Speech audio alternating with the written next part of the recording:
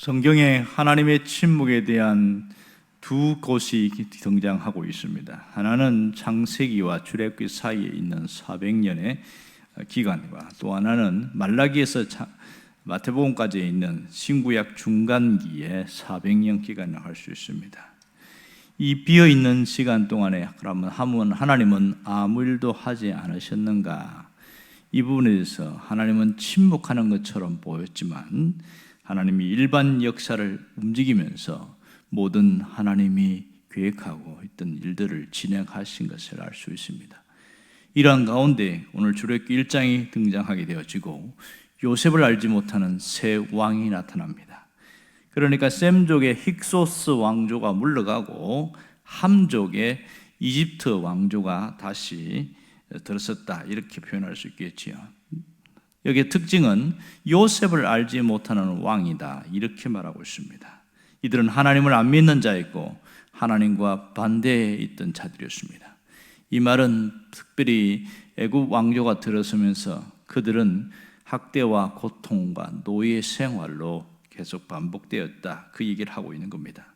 문제는 이 노예들이 점점 갈수록 숫자가 불어난다는 것에 대해서 깜짝 놀란 거죠. 어떻게 해서 이렇게 숫자가 많아지느냐? 이 애굽 왕이 이 일 때문에 두려움이 찾아왔다, 이렇게 표현합니다. 아니, 왕이 두려워한다는 게 말이 안 되잖아요. 그리고 모든 실세, 정권을 잡고 있고 또 히브리 사람들은 노예고 무엇을 두려워할 수 있겠어요? 그러나 왕이 어느 날 두려워하면서 저것들이 전쟁을 일으켜갖고 외국인과 결탁해서 또 왕조를 뒤집으면 어떻게 할까? 그런 일이 생기다 보니까 그들에게 심한 노동과 학대를 가중시키면서 또 하나 한 것은 산하 제한 정책이었습니다. 특별히 사내 아이를 낳지 못하게 했어요. 그러나 자식을 낳는데 사내 아이를 구분해서 낳고 여자아이만 낳고 하는 그런 집이 없잖아요. 그래서 한 일이 산파들을 불러서 이들에게 은밀한 명령을 내립니다. 아이가 태어날 때에 사내 아이면 순식간에 목을 졸라 죽이고 여자아이는 가만 두라, 이렇게 이야기한 겁니다. 당시에 산파들이 얼마든지 그럴 수 있거든요. 그러니까 사내 아이가 태어나면 탯줄을 감아서 죽여도 어떻게 순식간에 없어지니까. 그런데 이 산파들이 어떻게 했느냐? 이 왕의 명령을 듣지 않은 것이 특징입니다. 왕의 명령을 듣지 않고 사내 아이가 태어나도 그대로 그냥 살게 했습니다. 이것은 심각한 문제를 일으킵니다. 여기에 왕이 첨언을 하기를, 만일 너희들이 내 명령을 따르지 않으면 너와 너희 가족들까지 내가 멸하겠다, 이런 아마 얘기가 있었던 것 같습니다. 이렇다면 상식적으로 보면 왕의 명령을 듣는 게 맞거든요. 그런데 왕의 명령을 듣지 않고 그대로 살려둔다는 게 이건 말이 안 됩니다. 왕이 나중에 부릅니다. 화가 나가지고 어찌해서 내 명령을 듣지 않았냐, 그러면서 조목조목 따지기 시작합니다. 이런 상황이 지금 펼쳐지고 있는데, 놀라운 것은 하나님이 이 산파들에게 은혜를 부어주신 것이 있습니다. 그건 뭐냐면 하나님이 그들에게 지혜를 주셨다는 거예요. 놀라운 지혜를 주어서 왕에게 설득할 수 있는 지혜의 말을 주었습니다. 그것이 19절에 나오는 내용입니다. 히브리 여인들은 다르다, 이렇게 이야기합니다. 그들은 가니까 벌써 애를 낳습니다, 이렇게 이야기를 하는 거예요. 그것이 가능한 게 몇 년, 몇 월, 며칠, 몇 시에 애가 태어난다고 그렇게 예고하는 적이 없거든요. 지금도 대충 예정일은 알지만 언제 태어날지 모릅니다. 당시 3,500년 전에라면 더더욱 그렇게 했지요. 언제 태어날지 모르는 거예요. 그 말이 상당히 지혜로웠습니다.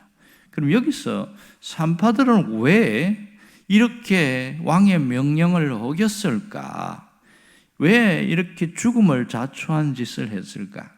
오늘 성경에서 그 답을 제시하고 있습니다. 그것은 17절에 보면 하나님을 두려워했기 때문이다, 이렇게 말합니다.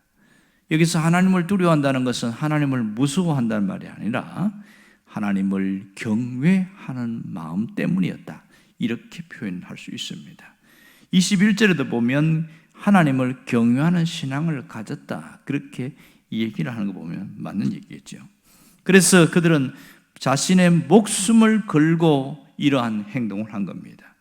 이들은 신앙으로 목숨을 건 대단한 행동이라고 할 수 있겠지요. 오늘 여기서 할 수 있는 게 뭡니까? 다른 문제는 몰라도 신앙 문제만큼은 목숨을 걸어야 한다. 타협하지 말고 목숨을 걸어야 된다. 이게 믿음의 사람의 진정한 모습이다. 이 이야기를 분명하게 하고 있습니다. 그래서 하나님의 산파들에게 은혜를 주셨어요.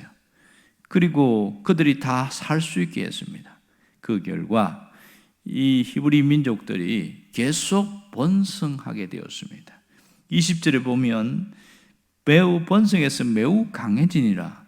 그렇게 심한 노동과 학대의 어려움 속에서도 계속 히브리 사람들이 숫자가 늘어나기 시작했더라, 그런 얘기합니다. 그러면서 또 하나님은 히브리 산파들에게 하나님이 흥왕케 하는 은혜를 주셨다는 것을 기억해야 됩니다. 21절에 보면 그 집안을 흥왕케 했다, 이렇게 말합니다. 흥왕케 된다는 게 무엇입니까? 존재감 없는 그런 삶을 살던 사람이 인정받고 존재감 있는 삶을 살게 된다. 잘 되는 인생을 산다, 그런 뜻이 되겠지요. 오늘 여기에서 우리가 삶에 문제가 생기고 극심한 어려움에 처할 때가 있어요. 가장 위협받는 게 하나님을 경외하는 신앙입니다. 이 하나님을 경외하는 신앙이 오히려 우리의 지름길이 되고 주춧대걸이 될 수도 있지만 그것이 무너지게 되어지면 삶도 함께 무너집니다.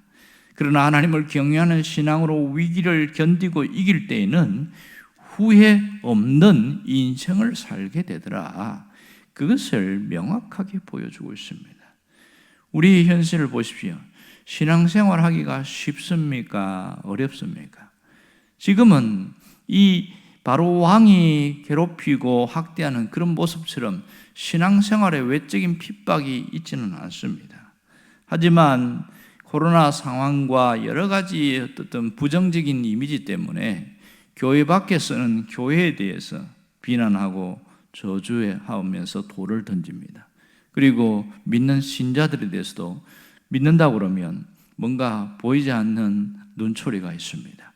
그리고 공공기업이라든지 대기업에서는 교회 나가는 것에 상당히 부정적으로 바라보고 불이익을 주기도 합니다.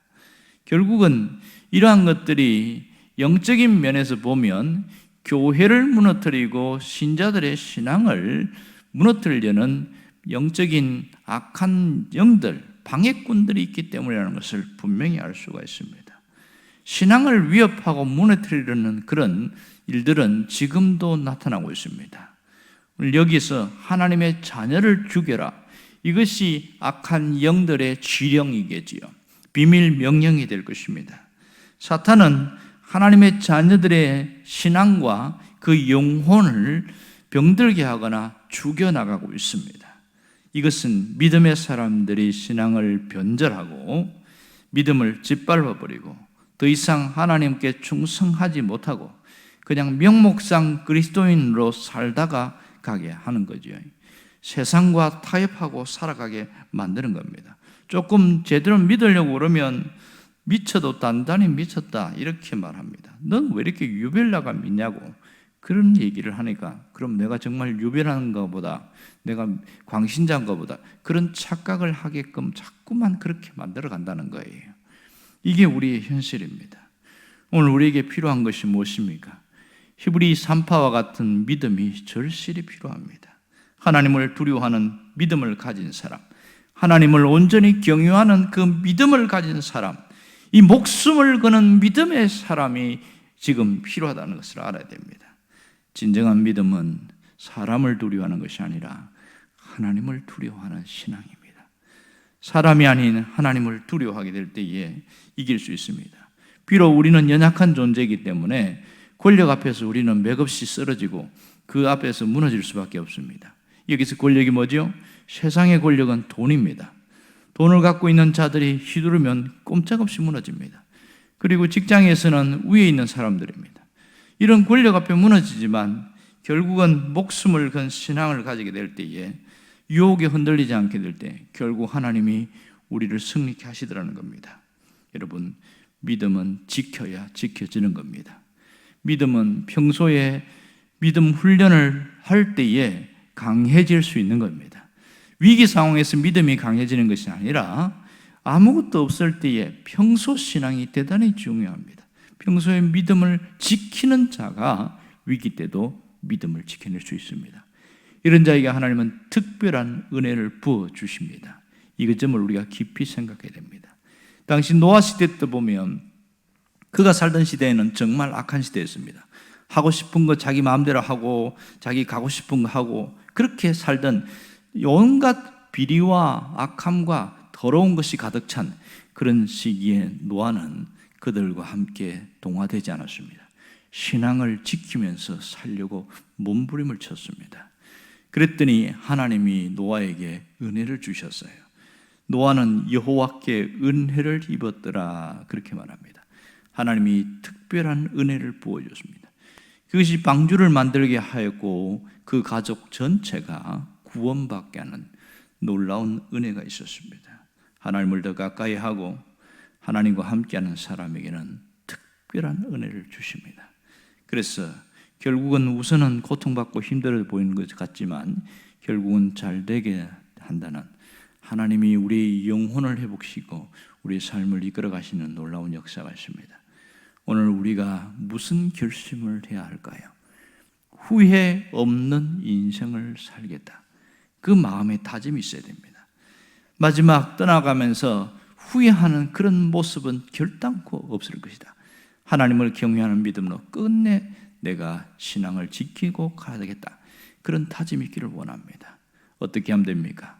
눈앞의 현실에 타협하지 않는 것이 후회하지 않는 인생의 명목입니다. 세상은 우리에게 육신의 정욕으로 유혹하고 우리에게 안목의 정욕으로 우리를 흔들고 있습니다. 세상은 이생의 자랑으로 우리를 끌고 가려고 합니다. 그러나 거기에 타협하지 않는 것이 대단히 중요합니다. 왜냐하면 하나님은 우리를 구별된 존재로 만드셨기 때문입니다. 우리가 어떻게 살아야 하죠? 하나님의 은혜를 붙들고 살면 됩니다. 그러면 후회하지 않습니다. 끝내 하나님의 은혜를 붙들고 사는 자에게는 하나님이 그 위에 임재하시고 그와 함께 하시며 그와 동행하게 된다는 것을 잊지 않기를 간절히 바랍니다. 기도하겠습니다.